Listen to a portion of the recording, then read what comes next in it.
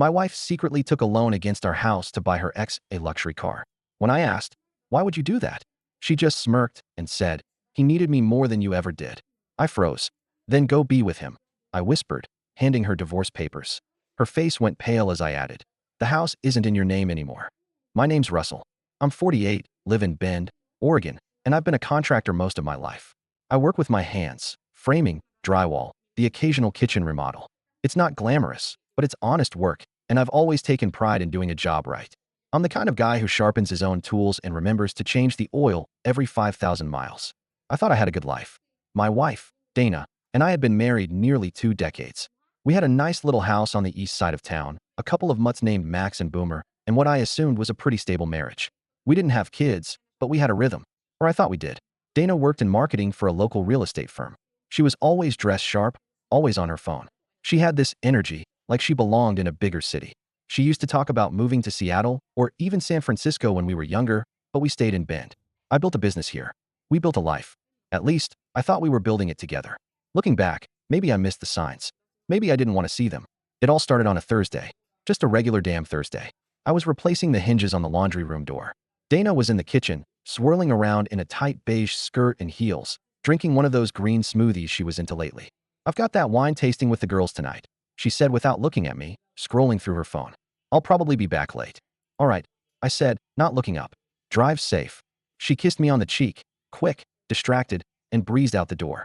I stood there with the screwdriver in my hand, listening to the click of her heels disappear down the driveway.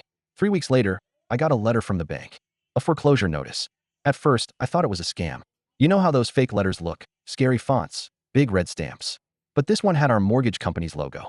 I called them, half annoyed, ready to rip into someone for the mistake. Except it wasn't a mistake. "Mr. Walker, there's a second mortgage on the property," the woman on the phone said, typing away. "Looks like it was taken out about 4 months ago."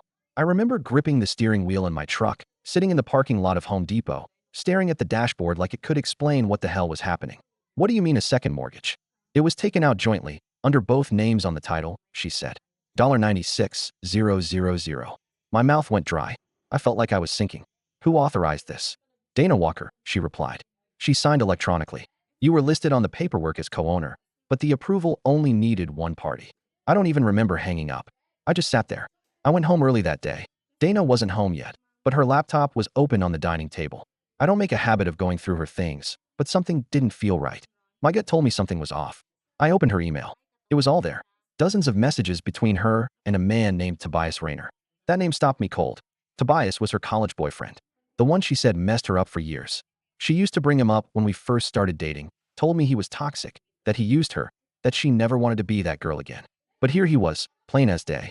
"Don't worry, I'll send the wire Friday. I told you I'd take care of it. I love you too.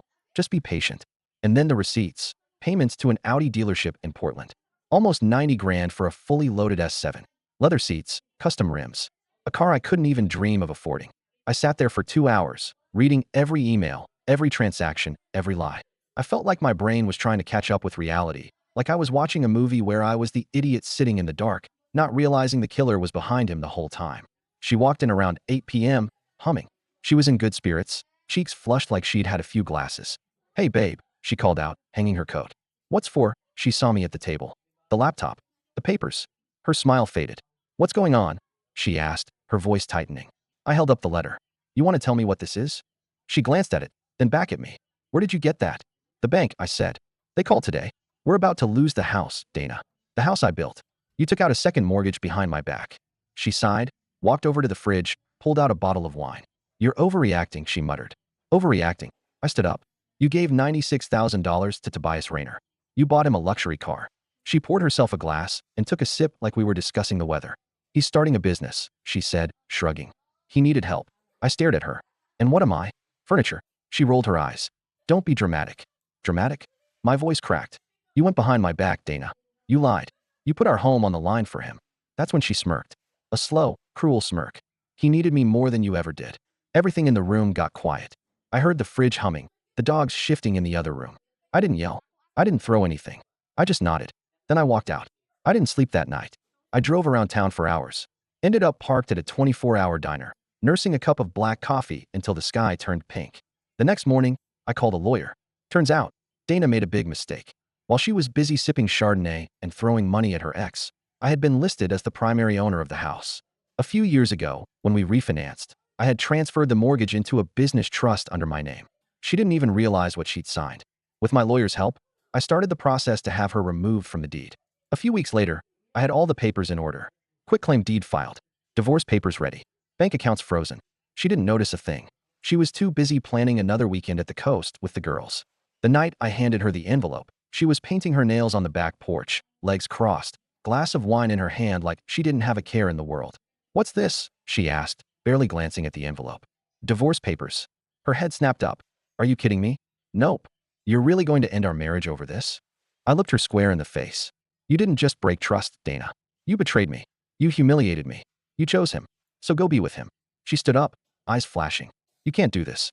The house isn't in your name anymore," I said, handing her the deed. Her face went pale. Her hands started to tremble. What is this?" she asked, flipping through the pages. "It's done. Legally. You signed it months ago. You just didn't bother to read it." She dropped the papers and stormed inside, yelling into her phone. But it was over. She moved out 2 weeks later. Tobias disappeared not long after that. I guess he got what he needed. And I was left with a quiet house, 2 loyal dogs, and my tools. The day Dana moved out was quiet. No drama, no tears. She came by with her sister and some guy I'd never seen before. Maybe a coworker, maybe not, and loaded her stuff into a rented U-Haul. I watched from the porch with Boomer at my feet. Max barked once when they hauled out the standing mirror. She never let me hang because it didn't match the aesthetic. She didn't say goodbye, just shut the truck door, didn't even glance at me. Her sister glared, probably thinking I was the villain in the story. I didn't bother correcting her. Let Dana spin whatever tale she wanted. The facts were sitting in a file folder in my lawyer's office. After they pulled out of the driveway, I stood there a while, staring at the empty space where her car used to be. It was a strange kind of silence. Heavy, not peaceful. Not yet. That first week was rough. Everywhere I looked, there was some echo of her. The lipstick-stained wine glass I forgot to throw out. The folded yoga mat in the hall closet. Her favorite blanket tossed over the couch. I couldn't even walk into the bathroom without catching her perfume still clinging to the towels. I started sleeping on the couch. Not because the bed wasn't mine, but because it didn't feel like mine. Not really. Not yet. Work was my escape. I took on more jobs, started earlier, stayed later. Anything to keep moving. I spent a weekend tearing apart a client's deck with a kind of reckless energy, swinging the crowbar like it owed me money. My buddy Colin noticed something was off. "You all right, man?" he asked one afternoon while we were fixing up a kitchen in Terrebonne. I nodded, kept sanding down the cabinet door in my hands. "Look, I ain't trying to get in your business, but you've been quieter than usual. That's saying something." I sighed. Dana left. He blinked. "SHD. You serious?" "Yeah." "What happened?" I didn't give him the whole story, just told him she made some bad choices, and we were done. He nodded slowly, didn't push. "Damn. You need anything, man? Beer, help with the dogs, whatever, you let me know." I nodded. "Thanks." The next few weeks passed in a blur. I got used to coming home to a half-empty house. Started sleeping in the bed again. Threw out her stuff little by little, not in some angry purge, just clearing space. Making it mine again. But the worst part? The guilt. Not for the divorce. I didn't regret that. I regretted not seeing it sooner. Letting her string me along while she played 2 lives. I replayed conversations in my head, trying to find the moment she checked out. I couldn't pin it down. And part of me kept wondering if I'd missed something. If I'd gotten too boring, too predictable. If I'd driven her into Tobias' arms without realizing it. That voice, it stuck around. Until I saw him. 3 weeks after Dana left, I was at the gas station on Greenwood Avenue, topping off the truck. That's when a silver Audi S7 pulled up at the next pump. I knew the car before I saw the driver. Custom black rims. Oregon plate with Renault on it. Cute. Tobias stepped out. He looked exactly like I remembered from the one picture Dana kept in a photo album she thought I never flipped through. Tall, smug, too many rings. He wore one of those fitted shirts that screamed, "I sell dreams and steal wallets." He didn't recognize me at first. I waited. When he finally looked my way, I smiled. "Nice car," I said. He narrowed his eyes. "Do I know you?" "Nope," I said. "But you know my wife." His face froze. Mouth halfway open. "Ex-wife?" I added, casually replacing the pump handle. He opened his mouth, closed it, then muttered. "Look, man, I didn't mean, I don't care what you meant," I said, stepping closer. "But if you ever come near me or this property again, I swear to God, I'm not. You already got what you wanted. Go disappear." He didn't say anything else. Just got back in the car and drove off. A week later, Dana called. It was almost 11 p.m. I was half asleep, TV buzzing in the background. I let it ring twice, then answered. "Hello. Russ." Her voice was soft. "Warren, what do you want?" She was quiet for a beat. He's gone. I sat up. Tobias. He said the money's dried up. Blocked my number. I didn't say anything. I don't know what I'm doing. I almost laughed. Didn't you say he needed you more than I ever did? Russ, don't know. You don't get to do this. You made your choice. You burned every bridge and lit a cigar with the ashes. I didn't think he'd leave. Of course you didn't. You thought you could have both. Me for the stability, him for the thrill. That's not how this works. She went quiet again. I could hear her breathing. I lost everything. No, I said. You gave it away. Then I hung up. I didn't sleep well that night. But I didn't feel guilty anymore. The next morning, I found her car, our old Toyota, parked outside my house. She wasn't in it. Just a note on the windshield. I never deserved you. I know that now. I'm sorry. I crumpled it up and tossed it in the trash. I didn't call her. Didn't text. She wasn't my responsibility anymore. But part of me wondered, was she really sorry? Or just sorry it ended like this? Either way, it didn't matter. I had work to do. And a life to rebuild. The days felt longer after that phone call. It wasn't sadness anymore. Not in the way it used to be. It was more like a low hum beneath everything I did. Not loud enough to stop me. Just enough to remind me it was still there. I started waking up earlier. First light would barely creep through the curtains, and I'd already be in the kitchen, making coffee, feeding the dogs, staring out at the half-dead lawn I kept forgetting to water. Max and Boomer had adjusted quicker than I did. Dogs always seem to know when it's time to move on. I filled my schedule to the brim. Drywall out in Prineville. Flooring in Sisters. Roof repair in La Pine. Every night I came home exhausted, hands aching, back tight, but it helped. Work gave me structure when my mind didn't. But one Friday night, everything cracked open again. Colin and I had finished a deck job and decided to grab dinner at some burger joint off 27th. It was the kind of place with sticky tables and napkin dispensers that always jammed. I was halfway through a pint when he said, out of nowhere, "Hey, you ever think about dating again?" I stared at him over my fries. "No," I said. Flat. He smirked. "Come on, man. You're single now. It's been what, 2 months? 6 weeks. Close enough." I leaned back. "You think I'm ready to trust someone after all that?" He shrugged. "Didn't say you had to trust anyone. Just go out. Talk to someone who doesn't have drywall dust on their boots." I wanted to laugh, but I didn't. I just sat there, chewing slower, not answering. That night, I dreamt I was walking through our old living room. Except everything was empty. Walls bare, furniture gone, even the floorboards pulled up. Dana stood in the doorway, wearing that same beige skirt, holding her wine glass. She didn't say anything, just looked at me and smiled like she knew something I didn't. I woke up in a sweat, heart pounding. The next day, I decided to finally go through the rest of her things. There wasn't much left, just a few boxes she hadn't bothered to pick up. I opened one and found an old planner, a stack of printed Instagram photos, and at the bottom, a notebook. It was a journal. Her handwriting. Part of me told myself to toss it. Another part opened the cover. The first few pages were full of lists. To-dos, grocery items, appointments. But then it got personal. Dates. Reflections. Bits of herself I didn't know she ever wrote down. April 12th. Saw Tobias today. He looked different. Older, sadder. But part of me still sees the version I loved. Does that make me a monster? May 3rd. Russ is sweet. Too sweet. I can't breathe in this house anymore. I feel like I'm disappearing. June 8th. He kissed me today. It felt wrong. But then again, so does everything else. The entries blurred together after that. Excuses. Justifications. Little lies she told herself to feel less guilty. I read until my eyes hurt. Until I realized something that hit me harder than anything she ever said. She had been unhappy for a long time. And she never told me. I wasn't sure if that made her cruel or just cowardly. I closed the notebook and tossed it in the trash. Maybe it was closure. Maybe it was just another layer of confusion. A few days later, I ran into her mother. It was at the grocery store, produce section.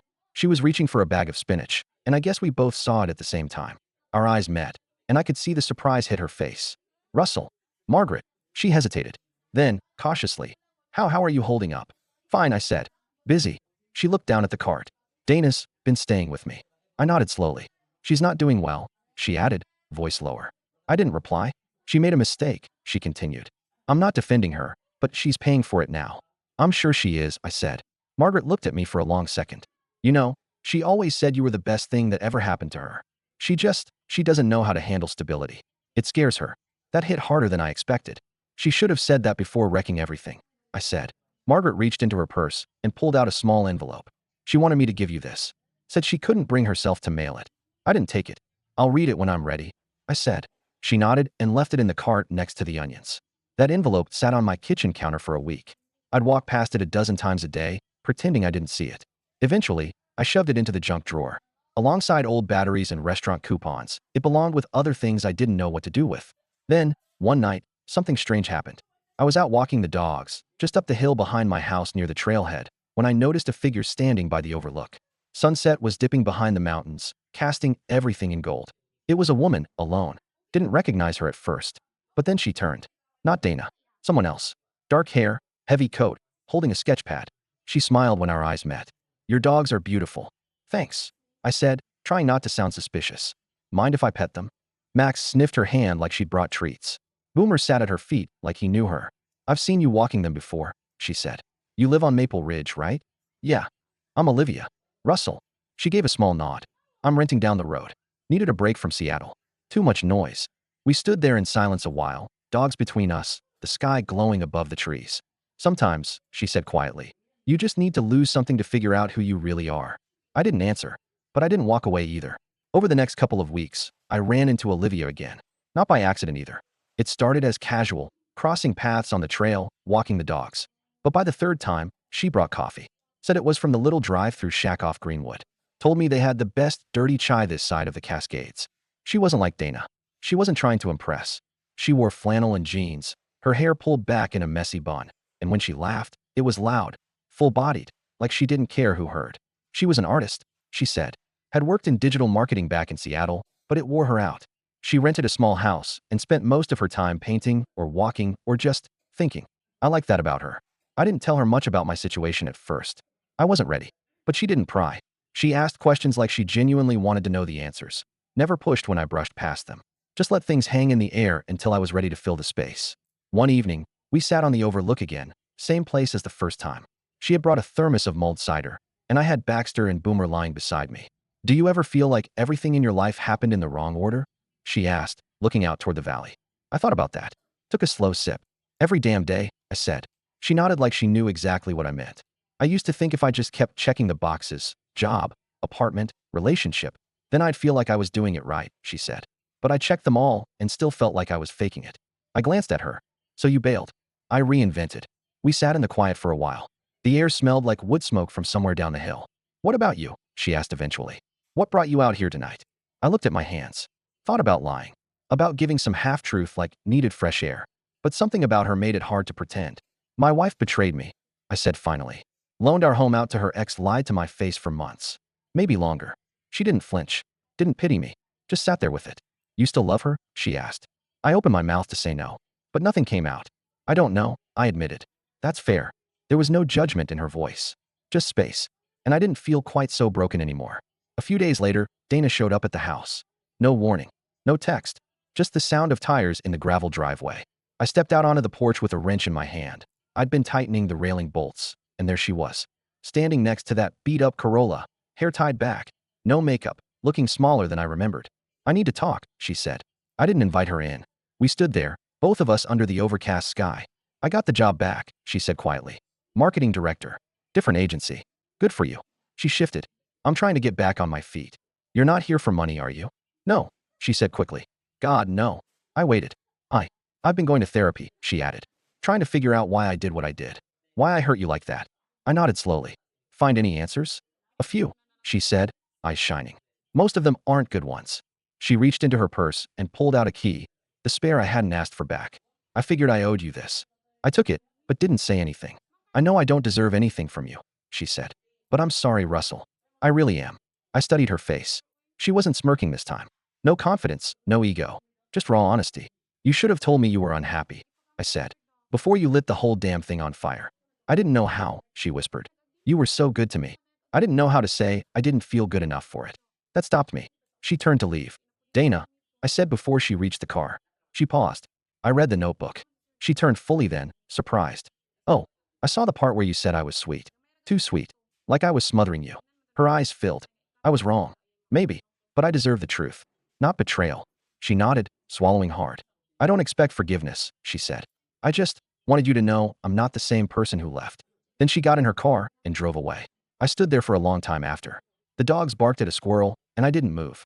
That night, I sat on the porch with Olivia's thermos still on the table. It was empty, but I poured myself some bourbon and listened to the wind stir the pine trees around the house. It was strange, two women who'd crossed my path in completely different ways. One had burned down my life.